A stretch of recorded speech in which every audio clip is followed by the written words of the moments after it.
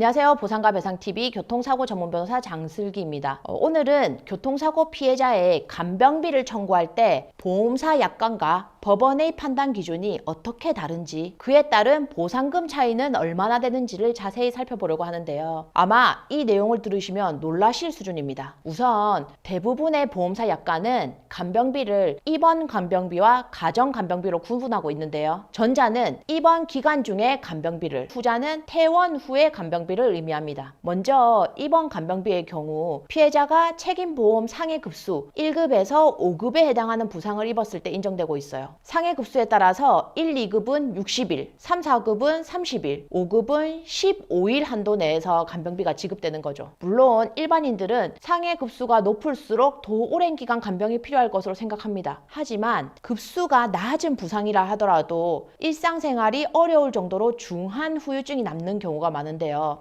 이런 사례들은 보험약관상 간병비 지급 대상에서 아예 제외되는 겁니다. 대표적으로 사지마비나 하반신마비, 정신장애 등으로 평생 타인의 돌봄이 필요한 분들의 경우가 여기에 해당하는데요. 약관은 장애율이 100%에 이르는 중증 환자라고 하더라도 간병비를 한 푼도 책정하고 있지 않습니다. 반면에 법원의 판단은 다릅니다. 법원은 약관을 참고해서 판결하지 않거든요. 교통사고 피해나 일반 피해나 그냥 손해배상 사건으로 보고 손해액을 판결해요. 그래서 장애율이 100%가 아니라고 하더라도 일정 정도 이상의 후유증이 남고 법원 감정의사가 판단했을 때 간병인이 필요하다 이런 소견이 나오면요, 그에 따른 금액을 계산해서 인정합니다. 구체적으로 보면 불완전 사지마비나 부전마비, 편마비, 양한 실명 등은 모두 간병비 지급 사유가 될 수 있는데요. 만약에 간병비 인정 기간을 사고일로부터 기대여명까지 보고 있고 이를 계산한다면 수억 원이 넘는 금액입니다. 실제로 저희 보상과 배상에서 진행한 사건 중에는 20대에 사고를 당해서 하반신 마비가 온 피해자가 있었습니다. 약관대로라면 간병비를 한 푼도 받지 못했겠지만 소송 끝에 무려 10억 원 가까이 간병비를 받을 수 있었습니다. 나이가 젊을수록 기대여명이 기니까 간병비도 당연히 높아지겠죠.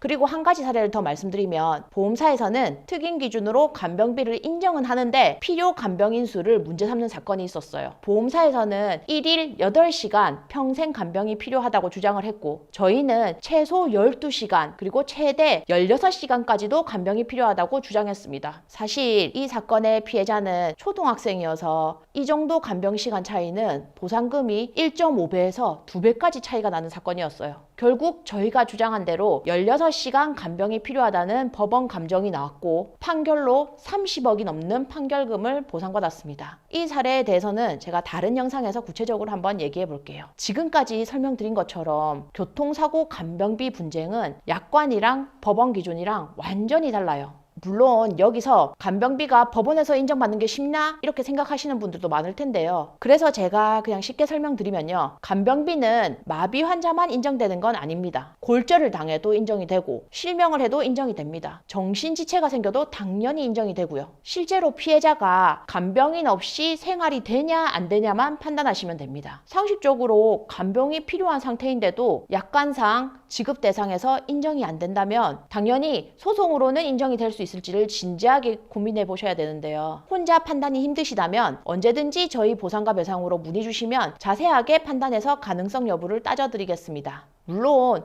승소가 확실해 보이는 사건이라도 소송에는 많은 시간과 비용, 노력이 들어가요. 그렇기 때문에 경험이 많은 교통사고 전문 변호사의 도움을 받아서 신중하게 대응 전략을 세우는 것이 가장 현명한 방법입니다. 오늘은 교통사고 간병비에 관해서 보험사 약관과 법원의 판단 기준, 그로 인한 보상금 차이에 대해서 알아봤는데요. 항상 내 권리는 내가 지킨다는 생각으로 현명하게 대처하시길 당부드립니다. 오늘 영상은 여기까지고요. 궁금한 점은 상단에 저희 보상과 배상으로 전화 주시거나 홈페이지나 네이버 카페에 문의를 남겨주시면 상담드리겠습니다. 오늘 영상도 끝까지 시청해 주셔서 감사합니다.